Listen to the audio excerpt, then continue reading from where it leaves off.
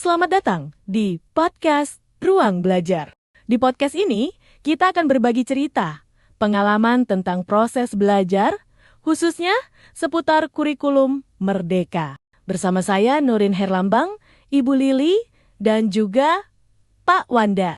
Nah Pak, saya ingin tahu nih, bagaimana caranya agar pembelajaran di kelas benar-benar bermakna, bukan sekedar menghafal judul materi saja. Menurut saya, setiap anak itu berbeda. Mereka punya latar belakang, minat, dan bakat yang beragam. Tapi yang paling penting bukan membedakan mereka berdasarkan gaya belajar, melainkan memenuhi kebutuhan belajar mereka. Di kelas, saya berusaha menyampaikan materi dengan cara yang variatif. Misalnya, siswa yang suka audio dibantu dengan listening, yang visual dengan video. Jadi, satu materi bisa diterima semua siswa dari berbagai cara. Dan untuk memastikan pembelajaran tercapai, saya selalu melakukan asesmen dan refleksi.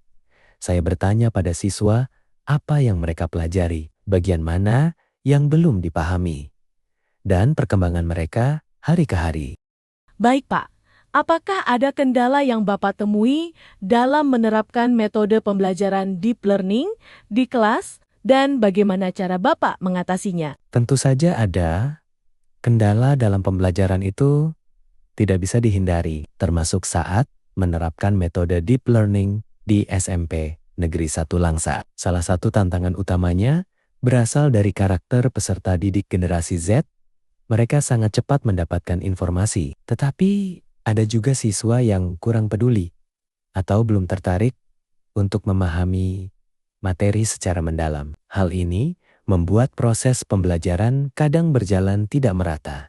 Sebagai guru, kami berusaha memahami perbedaan tersebut karena setiap siswa memiliki latar belakang, kebiasaan belajar, dan tingkat motivasi yang berbeda. Untuk mengatasinya, kami menerapkan pembelajaran kolaboratif. Siswa dibagi ke dalam kelompok agar bisa saling berdiskusi dan saling bekerja sama. Dengan begitu, tujuan pembelajaran dapat tercapai dengan lebih efektif dan suasana belajar menjadi lebih inklusif.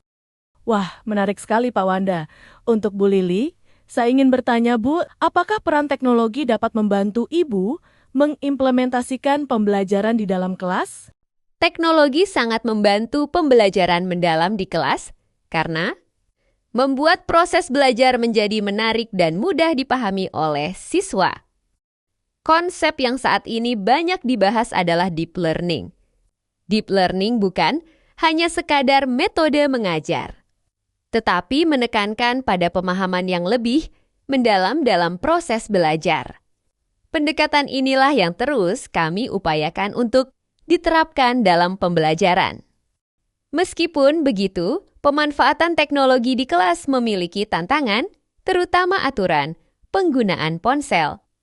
Di SMP ponsel dibatasi, sementara di SMA diperbolehkan, sehingga diperlukan pembiasaan manajemen penggunaan ponsel sejak dini.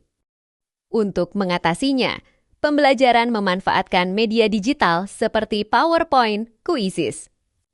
Dalam kondisi tertentu, ponsel digunakan sebagai alat evaluasi agar siswa memahami bahwa teknologi tidak hanya untuk hiburan, tapi juga untuk belajar.